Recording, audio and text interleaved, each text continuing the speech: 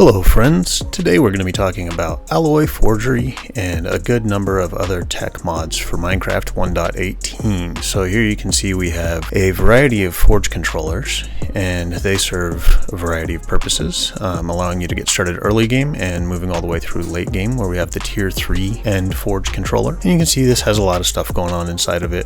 It allows you to mix metals and come up with something better, an alloy. Next, we're going to be talking about Applied Energistics 2 and Applied Energistics 2 wireless devices. So here you can see we have a basic Applied Energistics 2 storage system set up.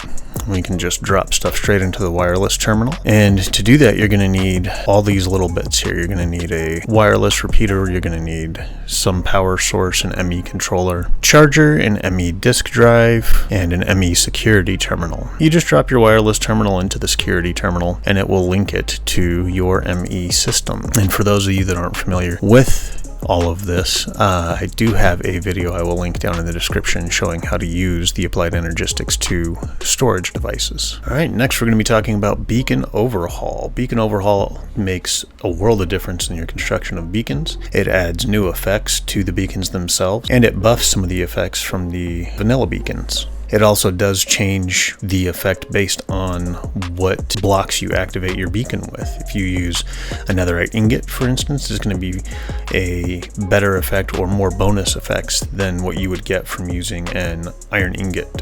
Alright, next we're going to be talking about deep mob learning. Now, deep mob learning is a way to collect data using data models to progress through a series of challenges and to unlock a series of items that will lead to a new approach to things in Minecraft. So here we have the trial key, and if we combine that with one of the data models, it will give us a trial key that is coded to that data model. So you can see these two trial keys. They don't stack, but they're both for the rotten guys.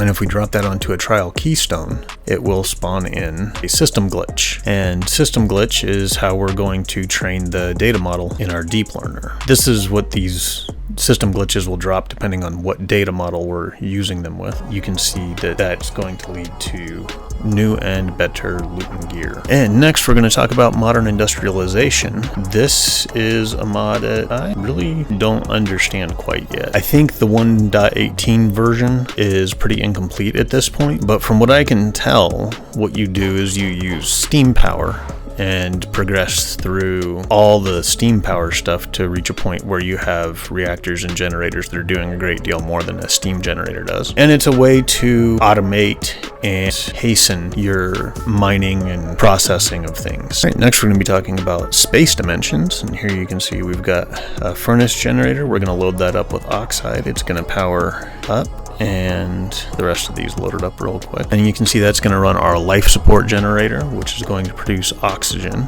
in the general area, and then we can also load it into oxygen tanks and helmets.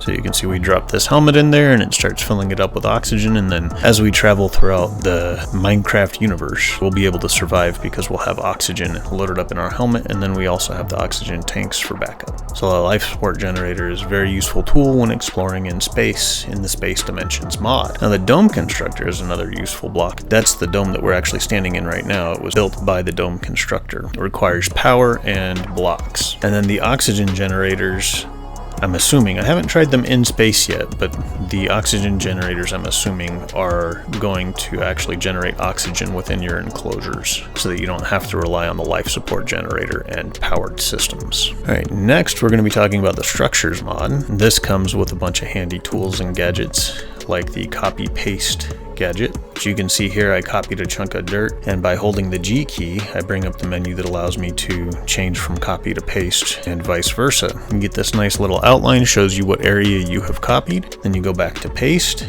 and you can paste it. It does take a second to update sometimes. There we go. So now look at that.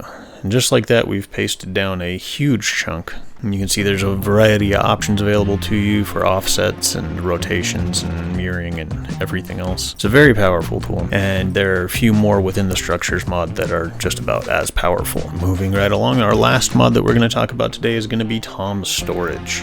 Tom's Simple Storage, I think it is. And what you're going to need is an inventory controller, chests, and a storage terminal. So every storage block that is connected to, well, every block with an inventory even that is connected to the inventory controller is going to register in the inventory controller and be accessible via a storage terminal. You are going to want to put your storage terminal on the inventory controller itself, because if you place it on a chest, the only inventory you're going to be accessing will be that block's inventory. And so you can see here, I will need to move that terminal, but once I do, I would have access to a large number of inventories thanks to Tom's Simple Storage mod.